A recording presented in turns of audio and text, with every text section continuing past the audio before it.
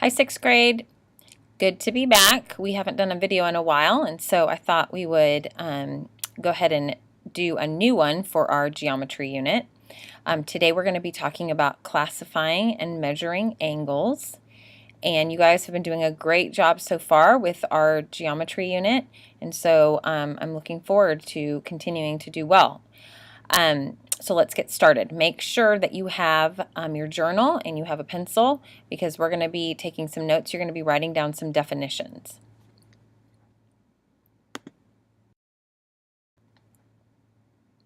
Okay, first we're going to review a line. Okay, we've already talked about lines.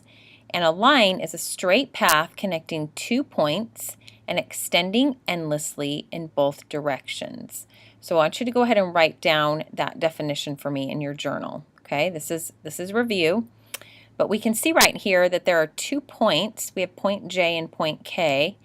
And so we can add this line here, and we can see that it will extend endlessly in both directions. It can just keep going and going and going, okay? So this is an example of a line, a straight path connecting 2 points and extending endlessly in both directions.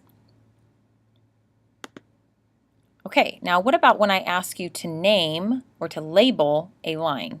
Well, again, as a means of review, this is how you would label or name your line. You pick one of the points, so in this case we did J and then K, and then you put your line at the top with the 2 arrows at the ends, the 2 points, the 2 tips at the end.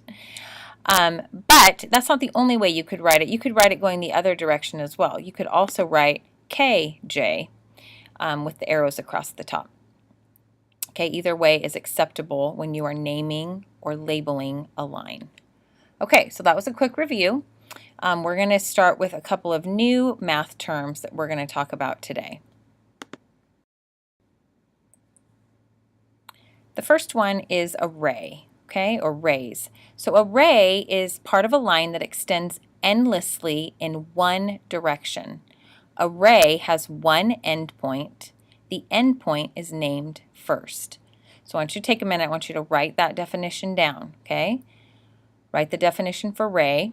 Part of a line that extends endlessly in one direction. A ray has one endpoint. The endpoint is named first.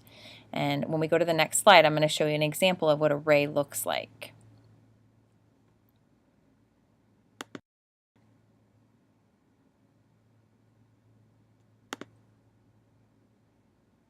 Okay, so here's an example of a ray. So here are 2 points, and like we just wrote down in the definition of ray, one of these is going to be the end point, okay? And this is part of a line. So a line will extend endlessly in both directions, but part of that line is a ray, and that ray is going to have an end point. And so in this case, the end point is point J, and then it would extend through point K. So when you are labeling a ray, what it's going to look like is you're first going to write down your end point. So in this case, you would write down J, and then you would write down K, and then you would put an arrow across the top, but you would only have it going in the direction that the ray is extending, okay? So you have it going away from that end point. Okay, so this is how you would label a ray. Ray. Okay, now it can also go the opposite direction. We could have it that K is our end point.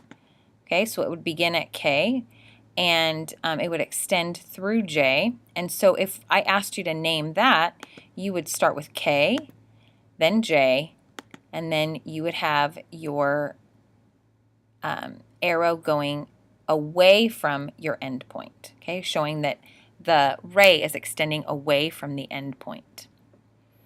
Okay, let's now move on to our next math term. So we're going to be talking about identifying and naming angles, okay? And we're actually, for this little section of our geometry unit, we're going to be needing a protractor. and that was part of your supply list at the beginning of the school year. So I just want to give you a heads up that you need to find that protractor that you probably bought months and months ago. See if you can find it, dig it out, because you're going to need it in class tomorrow. Now I am going to have a few extras, but I don't want you to rely on that. If you have a protractor, I want you to make sure that you have it with you in class tomorrow. Okay? All right, so let's go ahead and write down a few more math terms. So the first thing I want you to write down is an angle, the definition of an angle. And an angle has two rays sharing a common endpoint. Okay, so we just talked about rays, okay, then endpoint, and then they have another point that extends endlessly. So an angle has two of those. And the vertex of an angle is the common endpoint shared by the two rays. Now, that probably might sound a little bit confusing to you right now, but I'm going to show you a picture in just a minute that will help clarify what this means. So get these two definitions written down.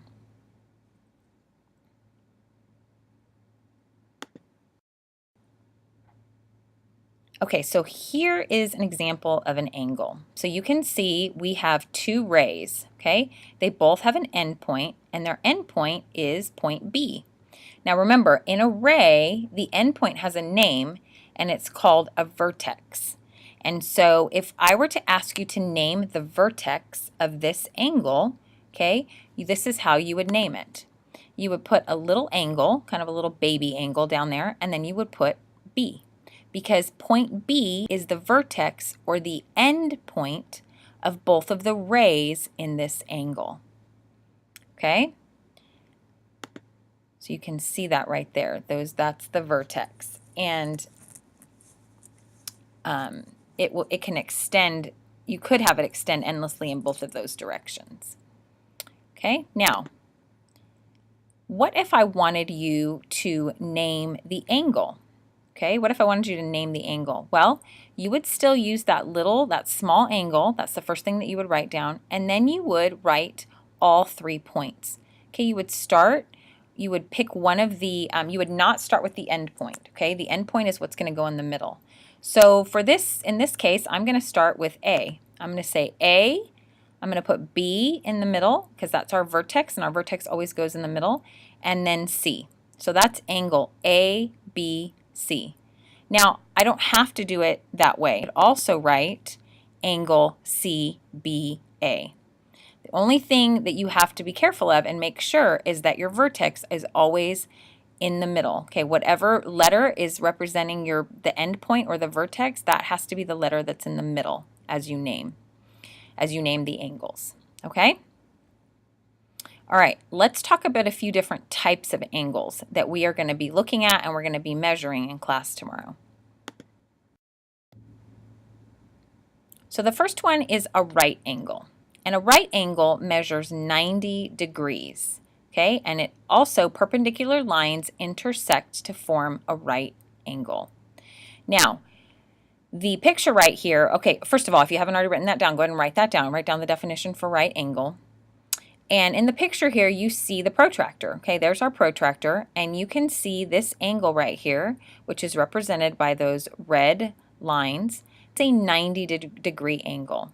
Okay, we always, when we're using our protractor, and we're going to practice this in class, but we always place the vertex, okay, or the end point. We place that on that center line at the bottom, okay, and then our rays will line up with the different degrees that are on the protractor. Now, in a 90-degree angle, which is always going to look like this, okay, that you can see where that blue arrow is pointing to, on the protractor, that measures 90 degrees. Okay, so a right angle has to measure 90 degrees. If it measures anything different, it is not a right angle. Okay, and again, we're going to be practicing all of this in class.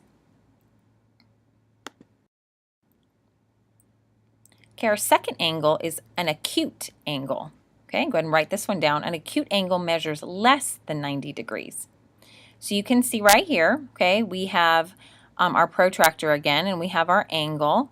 And when we measure that top ray on the protractor, it's going to measure less than 90 degrees. It measures at 50 degrees. And so anytime you have an angle that measures less than 90 degrees, it's going to be an acute angle. Okay, Next one is an obtuse angle, and an obtuse angle measures greater than 90 degrees and less than 180 degrees. So if that line kept going all the way, it would be all the way to the bottom, that would measure 180 degrees. So it needs to be less than 180 degrees, but more than 90 degrees. So we can see right here in our little graphic that this angle measures at 130 degrees. So because of that, it is an obtuse angle. Okay, one more angle that we're going to talk about.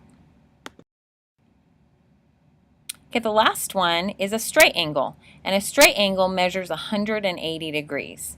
Okay, we can see that right there. It's going all along the bottom of the protractor. So the degrees on the protractor, if you could see them, you'll see them a lot better tomorrow in class, you would see that it would measure at 180 degrees. A straight angle should also look very familiar to you because it's also something that we call a line, okay? It has endpoints that can extend endlessly, like you can see there. Okay? All right, so that's it for today. That's all for our video. I'm going to give assignment. So your assignment for tonight, besides your video notes, are your practice problems. You have 3 practice problems on page 124. It is problem 1, problem 2, and problem 8. Okay, guys, and I want you to take a minute and I want you to look back over your notes, okay? When you wrote down the definitions, are they legible? Can Mrs. Conant read them tomorrow? Or am I going to have a hard time? I'm going to need to be a handwriting expert in order to figure it out. Make sure that what you're turning in tomorrow is something that is neat and legible, okay? And I can see the effort that you put in, okay? All right, I hope you guys have a great night, and I will see you in the morning.